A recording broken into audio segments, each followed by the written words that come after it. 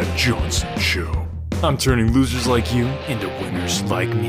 You're about to enter the winning zone. Ladies and gentlemen, welcome, one and all of you, ladies and gentlemen, to the Brad Johnson Show. I'm your host, Brad Johnson. As always, not here with me, James Kirkland, because I'm doing another solo interview. It has been a season of interviews, ladies and gentlemen, and you know what I say about seasons? I always say that they come and they go, but right now, they're here. And it looks like they're here to stay. So today I have a very special guest on the show with me. His name is Jake Kefler. And he, man, when you talk about speaking in public, which is something that some people do when they're not in private, and when you talk about just influence on other people and writing books and doing blog stuff and man, just all this stuff, I'm just like, wow. You know, my name is the first thing that comes to mind when I think about stuff like that, but Jake is definitely number 2 on that list. So, Jake, welcome to the Brad Johnson Show. How are you today, my man? I'm doing good. Thanks for having me. Yeah, pleasure to have you on the show. I mean, the show would be awesome with just me, but when I can have another awesome person on the show, like that just makes it awesomer, don't you think? 100% agree. 2 awesome people means a great show. Yeah, and that is what we are in for today, folks. So, Jake, I love starting out with what I like to call, and this is kind of just something that I came up with. It's something I call the hero's journey. And for those of you who don't know what that is, that I invented, it's all about like where you start as just a complete loser and how you got to the place of winningness that you are now. So, Jake, why don't you just enlighten the audience with a bit of your hero's journey and what that looked like for you? Sure. So when I was growing up, to be honest, I grew up in Los Angeles, California, and my dream was to play for the Lakers. I mean, I wanted to be the next Magic Johnson. I wanted to play with Kobe Bryant. Like that was my first dream that I really had. And unfortunately, by the time I got to my end of my high school basketball career, I realized the NBA wasn't in the cards. But I wanted to find a way to stay close to the game of basketball. And so I went to college to be a sports agent because I was like, if I can't be on the court as a player, I need to be next to the court working with the players. And so I spent my entire time in college trained to be a sports agent, doing all the things that I needed to do, going to the resume workshops, going to the interviews, trying to figure out how to build a network, what even a good network meant. And by the time I got ready to graduate, the agency that I wanted to work for went on a hiring freeze and couldn't hire me. So with 3 months to go before graduation, I had to put everything I had learned and practiced and talked to and put everything together and try to figure out what I wanted to do next and get a job that I believed was going to serve my best interest, not just a job for the sake of getting a paycheck and having a job, which led me to graduating college and starting my professional career with the Los Angeles Lakers. And that's how I started my adventure in the professional world, which has led to me writing books, speaking all over the world, starting a second MBA combine, and now coaching entrepreneurs. But it all started with that first hump of overcoming the obstacle of being told it wasn't going to happen to making it happen with the Lakers. Yeah, isn't that the worst when people say it can't happen? I always say you're wrong because I'm me and it can't happen because I can make it happen. And it sounds, Jake, like you are that type of person as well, which I just love. The kindred spirit right here. For sure. It was a journey, man. I mean, I'll tell you there were times, when I was trying to get that job, but then after, as I began the entrepreneurial world and began running my own businesses, that I had a lot of the ups and downs. I had a lot of people saying, why would you ever leave your job with the Lakers to go write your own book or to try to start being a speaker or to try to start this new combine? And within a couple of years, I had gone from questioning decisions, valuing my worth based off the comparison bias of other people, to running 2 very successful businesses and impacting the game of basketball as well as thousands of lives all over the world. Wow.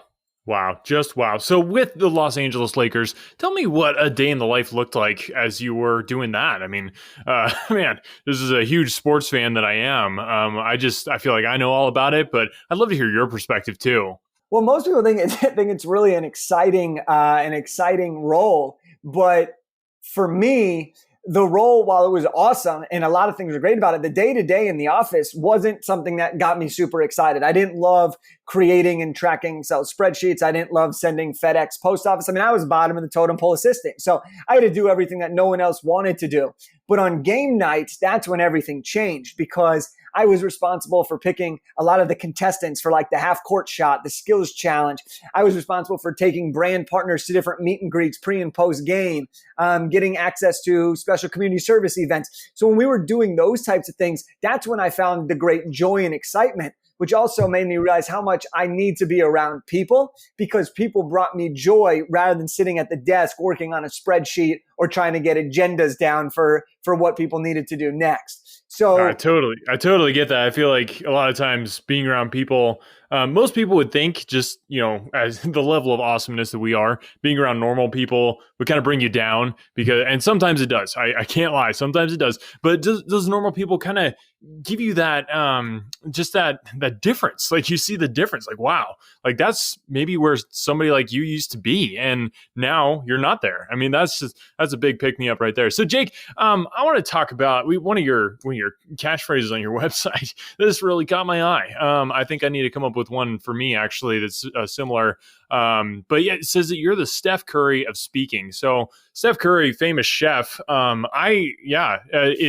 Is like culinary stuff kind of things you're into as well, or tell me about that. Someone called me that. A colleague of mine who heard me speak one time, who's in the basketball world, and it was just it was a high praise compliment, and so we kind of put it on the website because a lot of people recognize Steph, and it was kind of just a cool thing to run with, and it's been a great way to kind of let people know how I combine sports and speaking. Gotcha. Okay, so sports and speaking, nothing to do with culinary. That seems a little off kilter. But let's talk about your book, Jake. Anybody who knows me knows I'm a prolific author. Looks like you've written a book as well, which it's just cute to see you doing that. That's a big process. So tell me, as you were writing it, how long did it take you before you found a decent ghostwriter who could actually get the book the way you wanted it? So I've written 2 books now, Brad, and the first one took me from idea to launch 6 months. And this was while I was working with the Lakers. I would drive from my home, skip the LA traffic at 5:30 in the morning, get to the Lakers office, and in my car, write for about an hour to an hour and a half before the Lakers offices opened. And in your car? In my car on my laptop, I would just write away and type away. And from that point, and then 6 months later from when I started the idea, I launched it because the Lakers season was ending. We weren't making the playoffs. Kobe was retiring. And so I said, you know what? I'm retiring when Kobe retires, and I'm launching the book on the first of the month. So I launched it on the first of the following month after he retired. And that's how I became an official author to the world. So it's a pretty unique story. And I think for me, with that book and then with my second book, sometimes we think we have to have everything all figured out. We think we have to have the perfect launch. We think we have to have the perfect plan, the perfect program before we can launch anything. And I kind of say, like, we just got to have a little bit of fun. We got to kind of just take life and enjoy it and make it a game and do things that scare us, do things that challenge us and let it fly. And so when I wrote that book, I had no idea what I was doing. I didn't have a huge email list. I didn't have a huge social following, but I knew I had something that could make a difference. And so I kind of picked the date that I thought would be fun and a good story to tell and went for it. And the rest is history. Now let's jump back there a sec there, Jake, as we jump back to something that you previously said before in the last few sentences that you were saying about, you were saying that you wrote it and you just picked a date. Now, to me, that is something that most people fail to do, which is just pathetic. They don't actually just pick a date. And it's like, come on, like you just pick a date. So would you say that finding out when other celebrities are retiring is a good way to pick a date for everyone? No, maybe not that specifically, but I think it seemed to work for you, Jake. It did work for me. And are you saying that it wouldn't work for other people? I'm saying it would work for other people. I'm saying pick any date that means something to you or that you have fun. If you have a favorite number, like say your favorite number is 8, launch your book on the 8th of the month. Stupid number. Why would that be someone's favorite number? Yeah, if your favorite time of the year is summertime, do it on the first day of summer. Right? Like pick a date, pick anything and just but which hemisphere though? I mean, you're in the north and it's summer, but it's winter in the southern hemisphere. So you do it when you feel like it, man. You put it on the calendar and you let it ride. Not sure you put enough thought into this, but so setting a date and then just going for it. I like that. I like the spirit behind it. That's very interesting. So with the book as you're writing it in the car, and then you said just kind of that imperfect action, which to me is just I have no idea what that even means, because anytime I try to do imperfect action, it ends up being perfect anyway. But I can understand for most people that would be a good way to go about it. With that in mind, though, the imperfect action, no email list. Oh man, that's just depressing to say. But so what was it besides your connections to all the celebrities and being good friends with all the Laker dudes? What was it that really was able to launch you into the stratosphere of winningness where you are at currently? I think, to be honest, the secret was a quote that my dad told me, and this has stayed with me since I launched that first book. And I was getting ready to write it, and I had all the doubts, wondering, is anyone ever going to buy this? What if I spent all this time and no one reads it? What if the only people that buy it are my family members? What if it doesn't make the difference I think it's going to make? I had all the doubts, and I started to question everything. And my dad said, Jake, I don't know if you're going to get 5 million people to read this book or you're going to get 5 people to read this book. But what I do know is that when you take action, you put yourself out there, great things are going to happen. And then he paused and he said, and he looked at me and he was like, Jake, everybody wants the shortcut.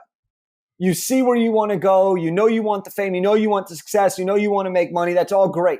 But the only way you're going to get there, the only shortcut in life is to start now.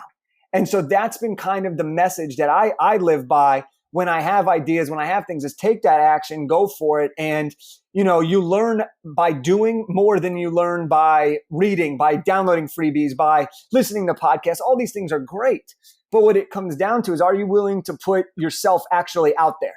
Because the more we learn and the more we have all the ideas, that's just another form of procrastination that's stopping us from actually doing any of the hard work. And so I would say you got to put your foot forward. And for me, that's what's been able me to start my speaking business, write 2 best-selling books, start my professional basketball combine that's helped 70 players sign their first contract, and now coach entrepreneurs and take that business to the next level. So that's what when you say launch into the stratosphere, that's what it is. Nice. Well, first of all, that was a very long quote of your father, and props for memorizing that. That's dedication right there. Memorizing things is not easy, but I'm really good at it. So, man, I love what you're saying, Jake. I'm feeling us vibing. Are you feeling the vibe? I feel so much vibe right now. It almost hurts. And I would say too, with that whole idea of just, putting that foot forward, taking some action, getting stuff done. That's so much what I'm all about. And it's definitely what I do every day. So no wonder that you're so successful, because that's what I do too. And I'm successful. So we're like successful buds. I love it.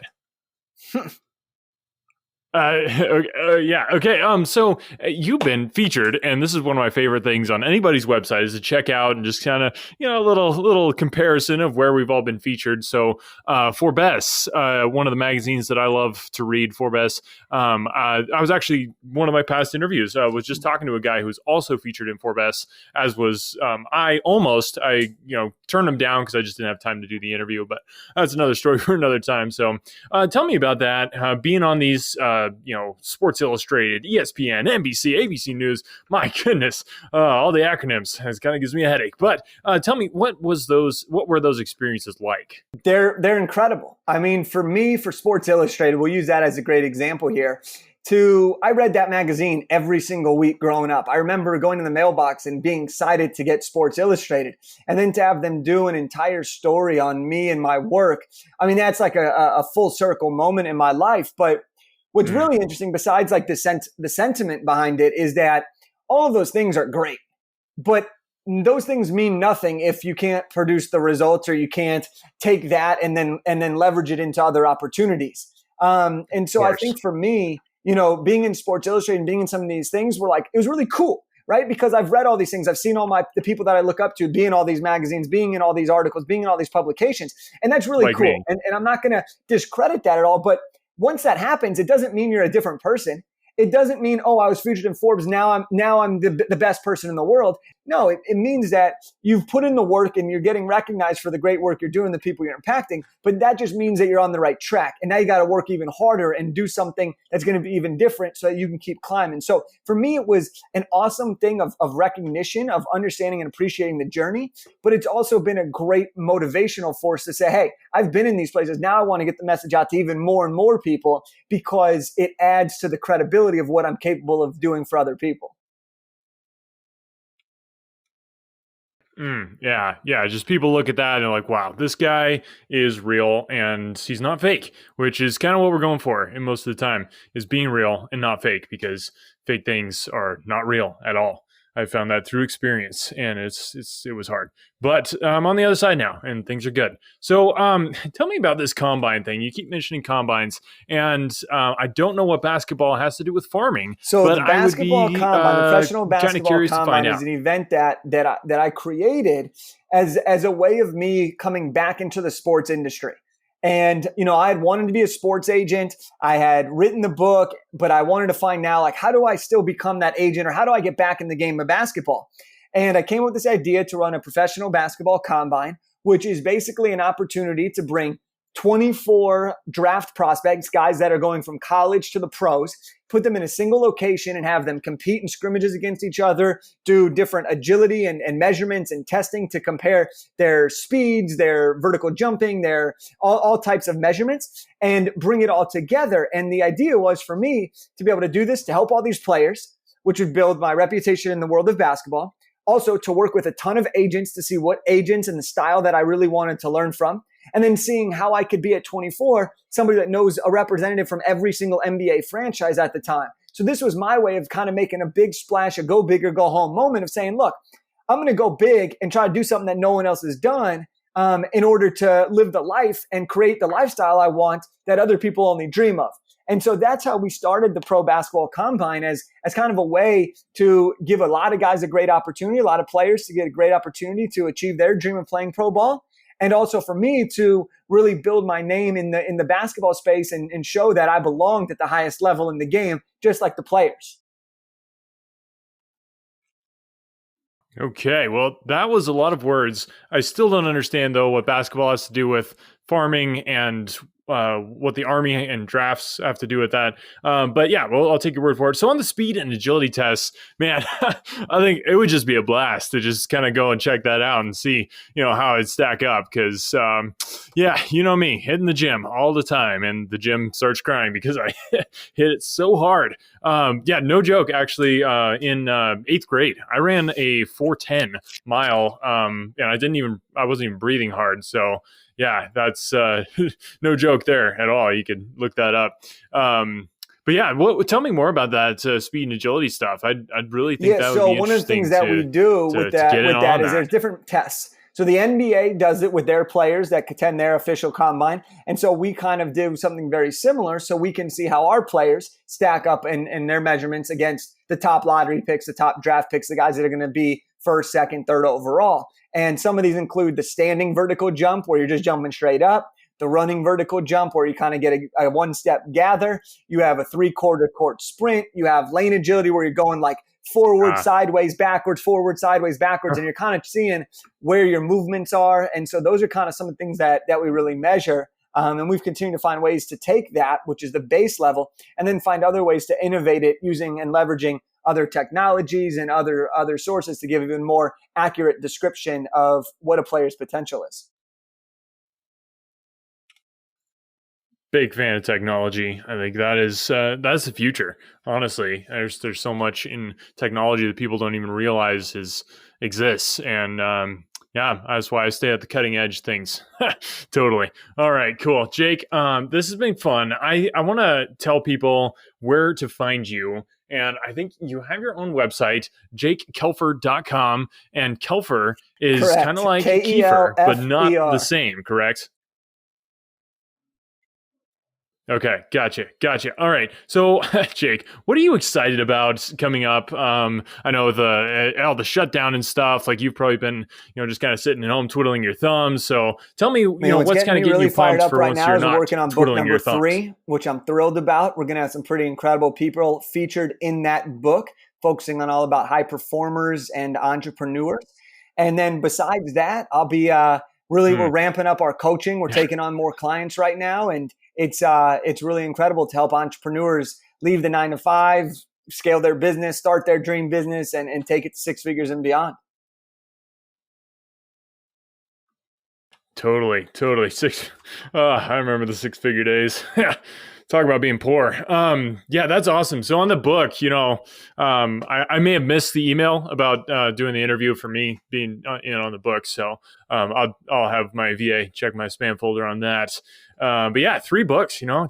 Man, Jake, wait till you get to the triple figures on the number of books you've written. I tell you, that's when you really just feel like you can put your feet up and kick back a little bit and relax. So I'll just tell you from experience. Someday, we can all hope to be like me.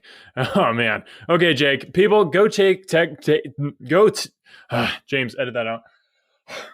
Go check out jakekefler.com. Yeah, and what about the socials, Jake? Jake? Are you on all the of socials? The social platforms. Instagram is definitely my favorite, at Jake Kefler, and that's I'd love to connect with everyone who listens. You can get a free copy of my book, Elevate Your Network, when you check it out. Free book. Nice. That is a lead magnet of lead magnets. So love that. Man, I just knew we were vibing. I mean, the whole Instagram thing, like I feel like we're almost Instagram brothers right there. And in your bio, it says straight up like lifestyle entrepreneur. I love it when people own that. So with that, what's your most dopest Insta pic that you've ever had? That's just like, I'm a lifestyle entrepreneur. A lot of pictures, mic drop. But, here we go. There's one that I think is great, where I was in Israel with our rabbi, and we took a pretty cool photo with the 5 of us, kind of looking like a music album. Okay. All right. I think, man, Jake, speaking of coaching, you might need some social mediums coaching from me, because I am an expert on it. So, yeah, just something to keep in mind, because okay. Yeah, we'll talk about that some more. Oh man. How about, yeah. Okay. I'm just going to go for it. So when somebody asks you about a dope Instagram pic, Israel does not come to mind. Okay. We're talking Bali. We're talking, Madrid. We're talking, somewhere in like exotic, I mean, I don't even think most people know where Israel is. So, I would probably skip that one and just focus on the real cool stuff, or like a Lamborghini picture. Photos. I mean, you got to have some of those, right? Wow. Okay, well, I guess I now have a decision as to whether or not I'm going to publish this episode. But Jake, been a blast. Thanks for coming on the show. Yeah, we're going to have to get you a Lamborghini. I'm telling you, if you really want to get to the 100 book mark and really be an entrepreneur, that's where it's at. So thanks for coming on, Jake. And yeah, people go check him out. Anyone listening, your final parting words, Jake? If you want to make it happen, take action and enjoy the journey. Yeah, take action, get a Lamborghini, be an entrepreneur, people. All right, thanks so much for listening. Remember to share the show with anybody that you know who needs some more winning in their life, which is probably everybody. Talk to you next time. Ciao. You've just listened to an episode of awesomeness. Now go out and spread the awesomeness and help others fix the mess that is their life, and help them stop being a loser and start winning in business, health, and their personal life by getting them to listen to The Brad Johnson Show. Book your face, tweet your tweets, and Insta your grams at Brad Johnson Show. The Brad Johnson Show. Winners only.